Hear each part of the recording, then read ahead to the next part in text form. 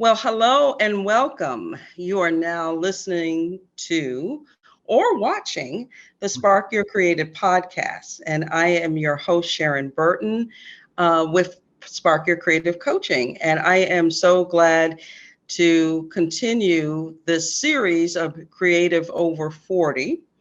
And this has been, I think this is going to be one of my favorite series because I have assembled a very interesting group of people to interview from all walks of life. And that's the thing that I love. It's not about celebrities or anything here. It's very much about everyday people, such as those that are listening, that are on their creative journey and they are thriving after 40. And that's what we're about celebrating with this series. Um, a little bit about Spark Your Creative Coaching. I work with creatives at midlife who want to either rediscover, reclaim, or discover their creative gifts later in life.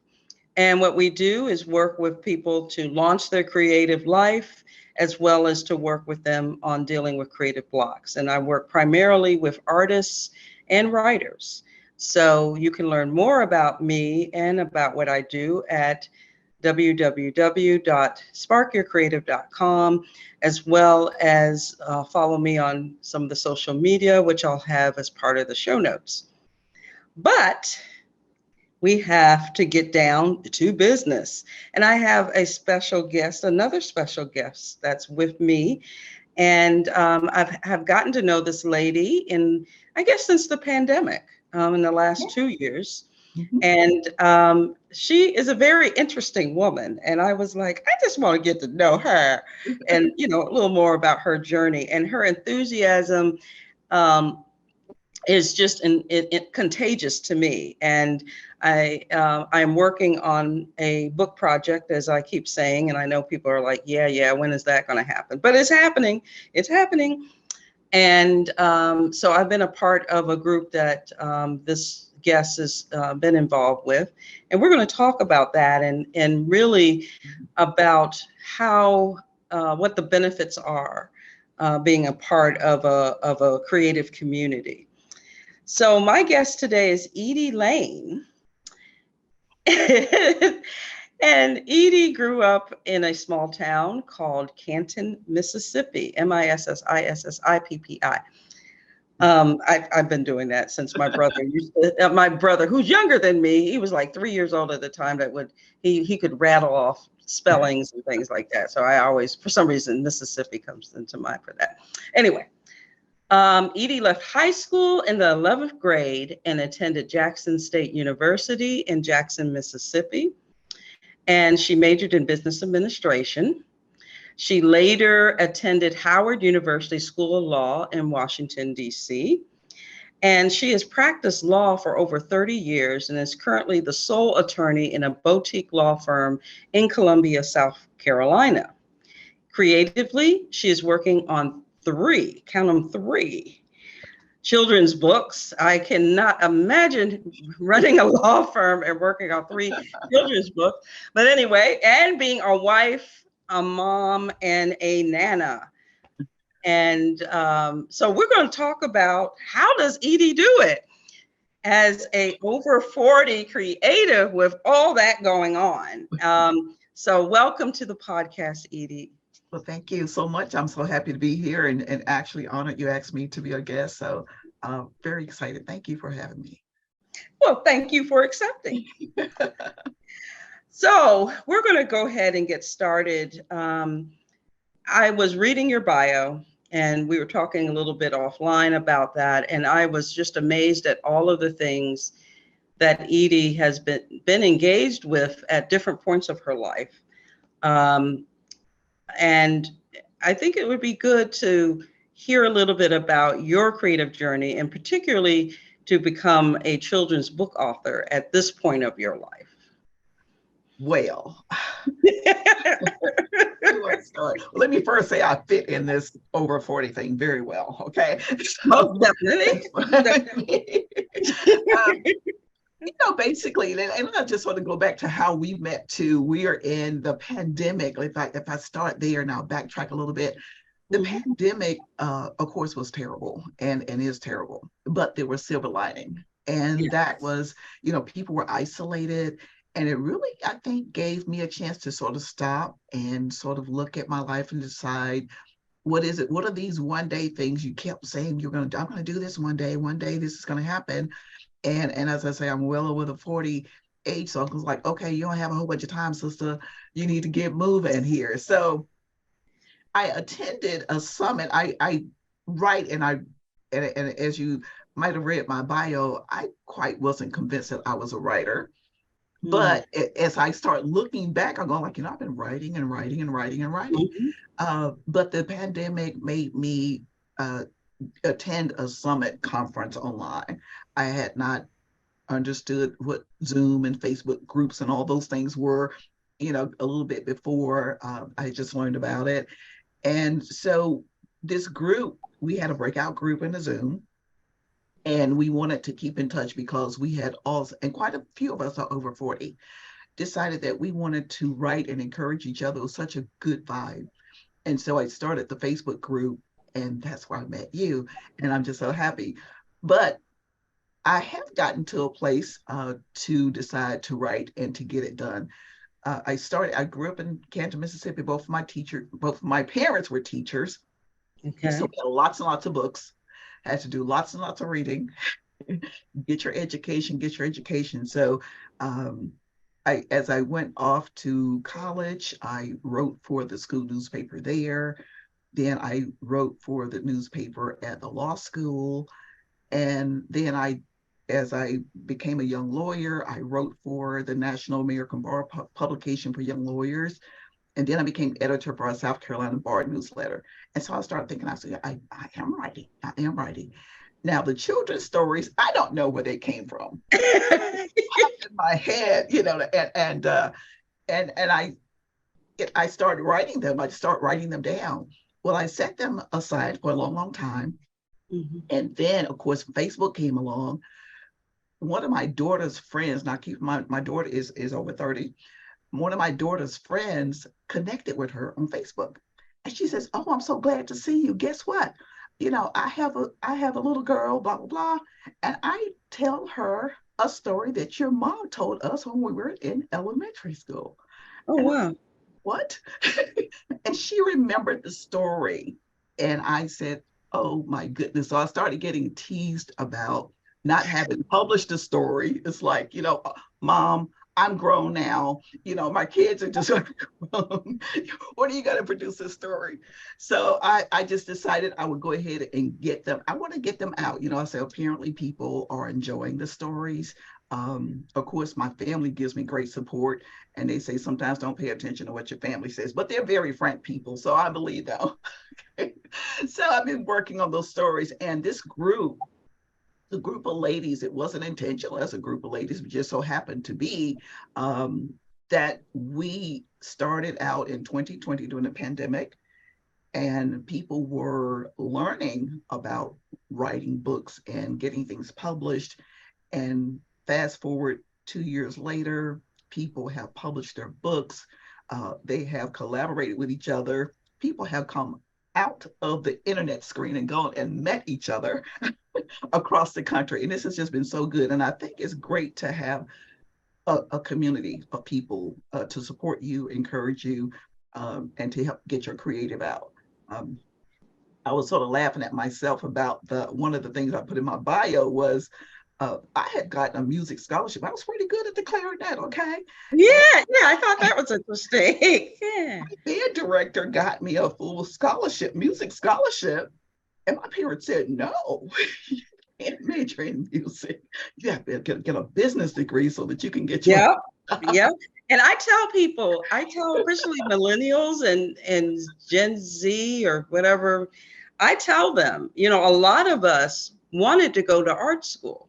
I know I was one of them as well. And I told my dad, who was the primary breadwinner in our household, and they just sort of smiled a little bit. And finally, he sat us down. I have a twin sister, we both wanted to go to art school. And, he sat us down and said, that art thing is nice. And, you can always do that, but you need to have something that's going to make Right. money. And that kind of, when I think about it at the time, I forgot how disappointed I felt. Nothing against him, but it was just the parents of that time. It was the late 80s for me. And, if it wasn't business, engineering, healthcare, law, and the only people that went to art school were usually somebody that was like their parents were creative and they were like, yeah, do it. But Right, in right. that time period, people don't know. Now art is like, yeah, go, because we're learning that, graphic arts and all these gaming things and, Right.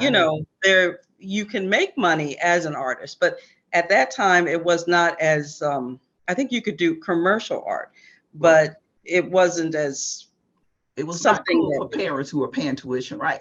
absolutely. So, it was, so I get it. And I think that sometimes people don't realize that really not that long ago, parents, and particularly of people of color, Mhm. were more of like, well, we want you to be successful. And so it was well-meaning. It Right, was it just was. well-meaning. Yeah. But thank God we can kind of circle back, right? Right, we can circle back and and I'm not mad at them about it because had Right. we gone a different path, I wouldn't be here right now. I wouldn't be, would have the family I have. I might have been somewhere else. So it was all meant to be. But that's just Yeah. to say I suppressed my little creative for a while, and then it just kept coming out, coming out. And I think at some point you just have to let it go and go ahead and do it. So despite my well over 40, I'm going to make this happen. So that's why I say I have to do 3 books, try to do 3 books this year. I don't have a whole bunch of time here.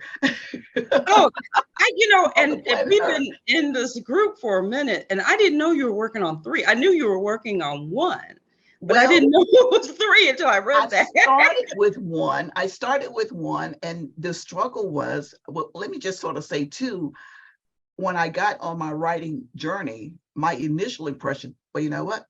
I can just get the words down on the paper, and I can, find somebody who can draw. In fact, I was going to take a art class and learn how to do it myself.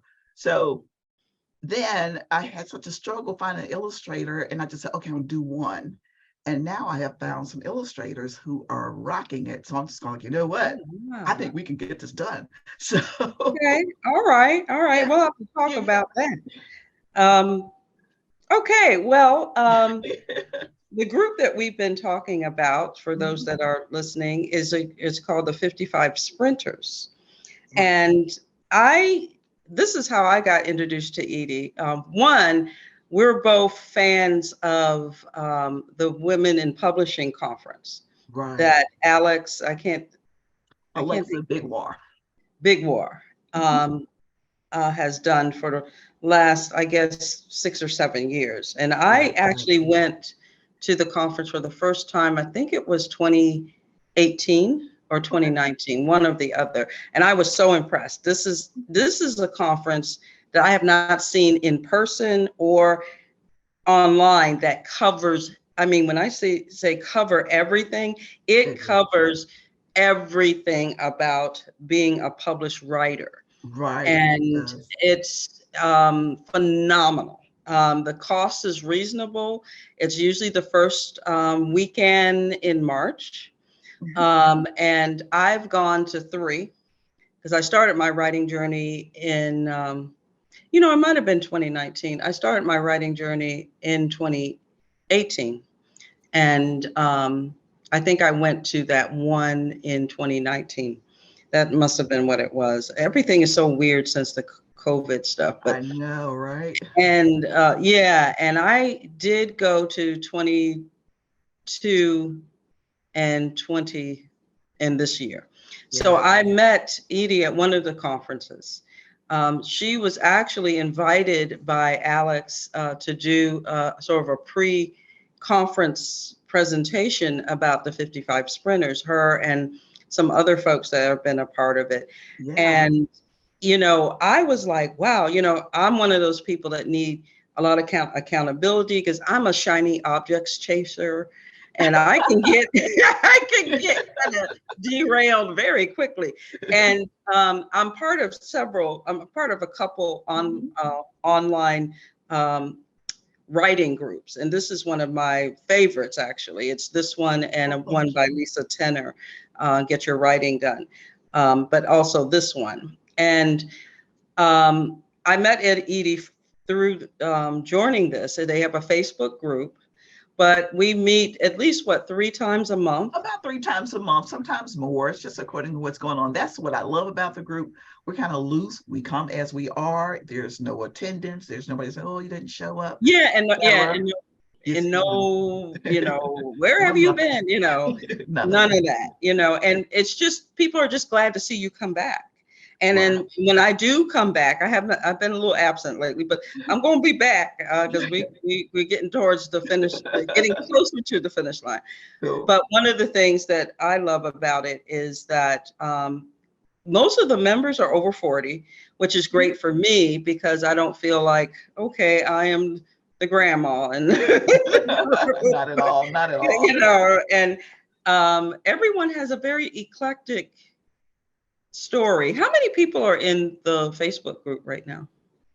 It's over 70. We started with 7 and sort of dropped out. So we still have the main 5 state, what I call the mainstay folks who are still in, but we've all blended. Everybody is like, the group. So about, it might be 10 people, maybe 10 to 15 on a super good sprint day to come in. And sometimes we have 3 or 4. We keep moving regardless, because whoever showed up they want to sprint. And so let me say this, I didn't know what sprinting was until I got to the group. So I started my first attendance with WIP. It's called Women in Publishing Summit. Was in 2020 during the COVID year, because I was isolated. I was online. I wanted to connect with people.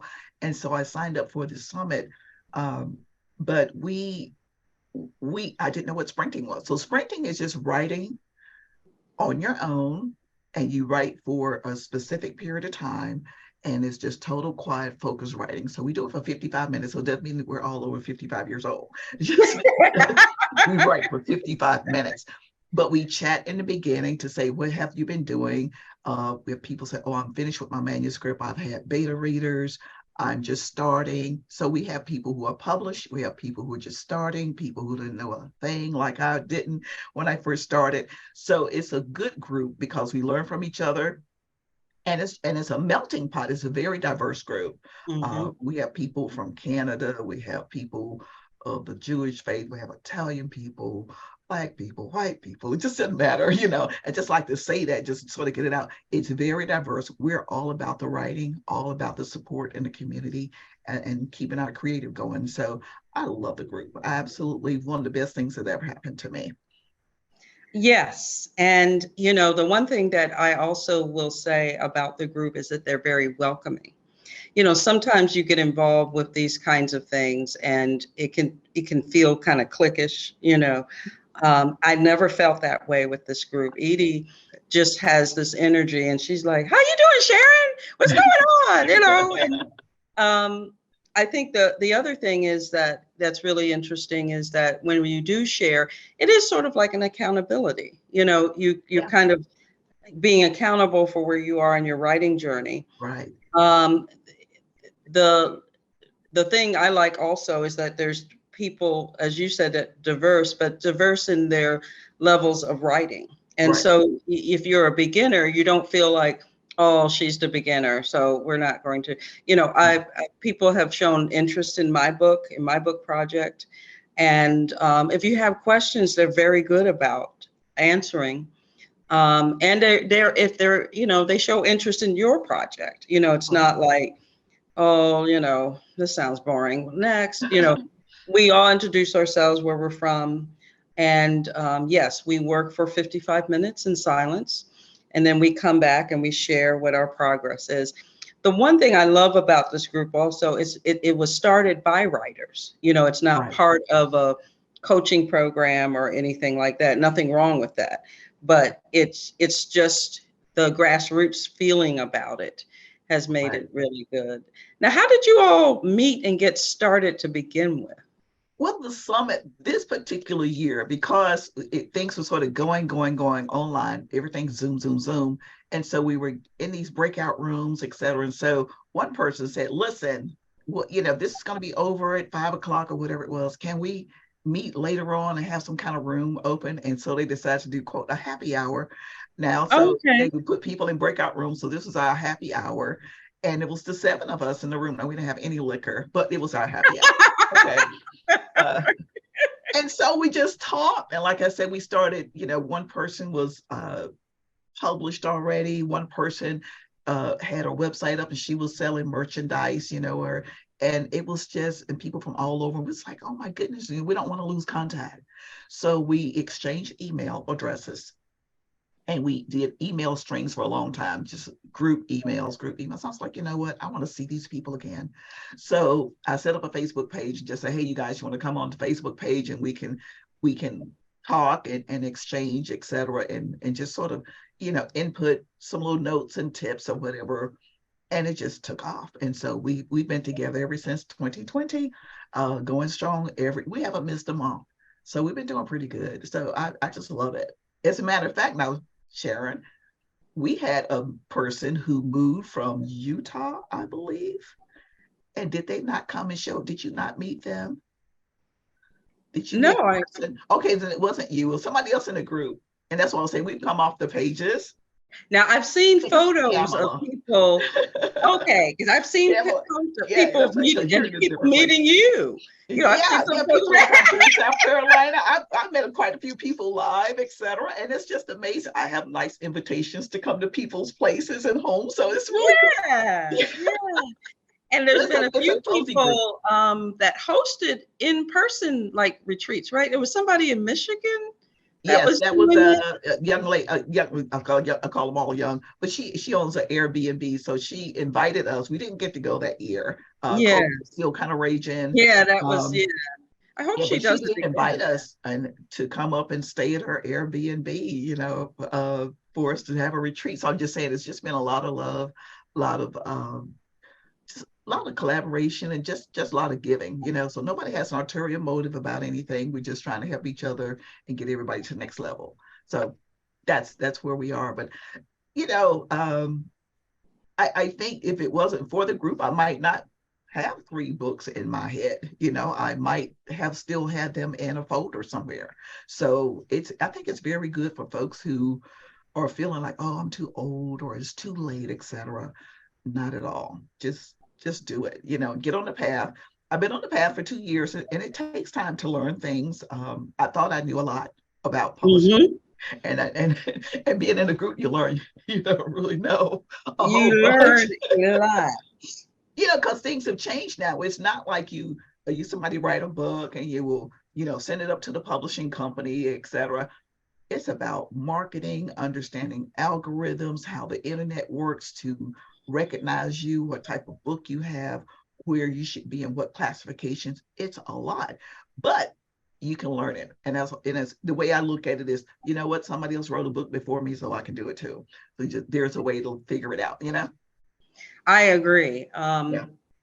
I told you I started in 2018. Mm-hmm. I signed a hybrid publishing outfit. I signed on to them in 21. And so as we speak, we're still writing. Okay. Yeah. Well, actually, I'm in a really good place right now, I think. I have got the first edit done, and now I'm getting a developmental edit Okay. where, just to see how it's Let's working, go on. that sort of thing. And matter of fact, I plan to, I think our group, the Sprinter, 55 Sprinters, is going to be a good group because of the age range Yeah. is for my audience. And I'm thinking about sending something out to see who might want to be a beta reader Yeah. for that. And I kind of would like to get people who don't know me, but are in that age group. They're already creative people who write. Right. And, so I'd like for you to be one of them. But I will anyway. be happy to. And just on that note, we have a lady in our group who is 70 years old and published a book. God bless So understand it's not too late. And she's at the beach writing, she's on the boat writing. Yeah, yeah, that like, yeah, and she's something, and she's, and I think that, and I was going to talk about the benefits or ask you about the benefits, but I think throughout the podcast we've been talking about the benefits of being in a writing community or an art community or a creative community, and particularly if you're able to be a part of something that's maybe age appropriate to where you are, as well as welcoming for people that are at all levels of their creative practice. Right. I think that that's something to think about. And I think also Eddye talked about how they got started. If you're in a place or part of a conference or a professional development activity where people are kind of connecting, that might be a way, especially if you're thinking about, okay, I can't find anything like this. There's nothing wrong with starting yourself. Eddye did it just by, keeping in touch with people she met at this conference, which was online. And it was during the lockdown and all that of 2020. It's amazing to think about that, which is weird. But anyway, but you can do that. You can do it for really just the cost of keeping your internet up. If you're on Facebook, or if you want to put it on a different platform, there's different ways of doing it. There's Google Groups. There's other kinds of ways, platforms that you can use, but you don't have to wait or search if you don't want to. Of course, it's good to be a part of something that's already established and everything else. But, the group, they're not posting all the time, but they're engaged. So a lot of people do share their journey, as long as you create an open atmosphere, kind of watch the people that you bring in, because you don't want to bring anybody disruptive. Drama. And y'all been good about that. No drama. There's no drama. And for the most part, when people want to learn, and it's really about the tone you set in the beginning, I always think, and I think everything is a reflection of the quote unquote leadership, or whatever you want to call facilitators, administrators. You can do that. Anything else you want to share about the benefits of being I just want to say, people are in a place because just a lot of the people who are in the group said they felt isolated. I don't have people, other writers, down the street or whatever I can connect with. Check with your local library and see if they have a writing group. Or just like I said, we sort of attract each other. You attract another creative. We sort of point each other out. We can figure it out. Invite that person to come. Let's do some writing, or contact me and tell me where you are in your manuscript, and if you need some help, or if you want me to look at it, and just start it. And I'm sort of that outgoing person, but believe it or not, I was so shy when I was growing up. I tell people I was shy. Really? Oh, it's not why. I cannot. I'm not sure if I was really so shy. My mom had me in an oratorical contest. She put me in an oratorical contest so that I could break out of my shyness. I couldn't look people in the eye. I didn't want to talk to people. Yeah, it was terrible. So, and to be a lawyer too, because you got to be really, on it, doggone it with that. Well, I decided that I was so uncomfortable being so shy that I couldn't do it anymore. I said, I have to change something. There's no way to break out of this. So I did, because I can't go through life not looking at people and talking to folks, Yeah. So like I said, nobody believes me. But walk up to someone, especially people are welcoming, you might run across a bad apple every now and then, but I've never run across I think an artsy or creative person who's been rude, or who does not want to collaborate, who might not give you a tip. So, and you can join 55 Sprint Writers if you like. You can go to our Facebook page. It's :55 Sprint Writers, and ask to join. And let Eddye know that you saw or listened to the podcast, right? And you feel that you might be a good fit for that. I have, it's been rewarding to be a part of a writing community, because I'm primarily a visual artist too. So I have more of a community that I've established in this area where I live, Right. and know people, on and offline. But writing and the whole writing journey has really happened, majority of the time has been during this whole COVID thing. Yeah. So this has been really good for me as a visual artist to be like, oh, wow, what are, because I'll say it, if Eddie don't say it, I'm going to say it. It is it's a challenge. It's an interesting challenge to do this writing thing. I mean, Yes. it's like I don't have much of, like with art, I have something to, I have a foundation that I can work off of that. Yeah. And I can pretty much just do artwork, whether it's good or bad, I can put something together that's visually pleasing. Okay. But with the writing, it's like a whole different world, and I happen to have some good publishing people behind me, because they've been very patient with me, because I think I'm probably the longest one. Because it's funny, she's been Doc Swiner, who's based out of Swiner Publishing, that's based out of Raleigh, Durham area. Okay. And a good group to deal with, by the way. Okay. Wow. Yeah, you have to look them up. And it's like there's been people that have come and gone and got their books done.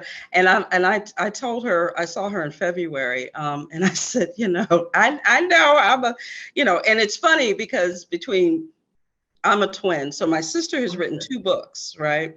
And my sister can knock it. My sister's very disciplined with stuff like that. I'm not. I tell her I'm shiny objects. So, it's shiny objects. And then COVID kind of threw me off too, because I had started writing really in 2019, and then 2018, then I had some other changes, life changes, and then COVID hit, and but I got right back on track in the last year and a half. And so I'm really pleased with where I am. But, it can be a challenge, but I will say this, take your time. Because one of the things I did learn is that the way I wanted to do the book 2 or 3 years ago is very different than what it is now. And I will have to say that COVID had a lot to do with it. Right. Those stories that I put aside, I've gone back and it changes. It changes because I understand how to write better. And your journey is your journey. So I just tell people that all the time, don't get pressured because somebody else is moving out of the gate faster, because when you get done with your project, you want it right and you want to be happy with it, Absolutely. You don't want to stress you out. It's supposed to be enjoyable. Yes, indeed. Yes, indeed. And the biggest thing I learned too was that the structure and everything was very different. But after COVID, I just realized people don't want heavy, because this book was going to be very heavy, and not heavy, but just, theory and I said, people just want something inspiring, something quick and inspiring. They don't want heavy. We're not in heavy anymore, So, Eddye, it was a pleasure to talk with you. I am so happy to be a part of the 55 Sprinters. I encourage everyone to look them up on Facebook. And what do they have to look for again? It's colon, a colon, just like the little colon. Right. 55, the numerics 55 Sprint Writers on Facebook. Okay. And then just look us up. Or you can just look me up, Eddye Lane on Facebook, and just say, I want to join the group. I'll get you directed. Or you can contact Sharon. She knows how to get in. Yeah. And I will put all of that in the show notes, but in case people are listening and can't get to it, I wanted to get that. Thank you, my friend. Thank you so much. It's been my pleasure, and have a wonderful Saturday. And I can't wait to look at the podcast and listen. I can't wait for this one to come out. And thank you all for listening. And feel free to drop your comments, your thoughts in the comment section. We would love to hear from you. Take care, and see you at the next episode. Okay, take care. See you later. All right. Bye.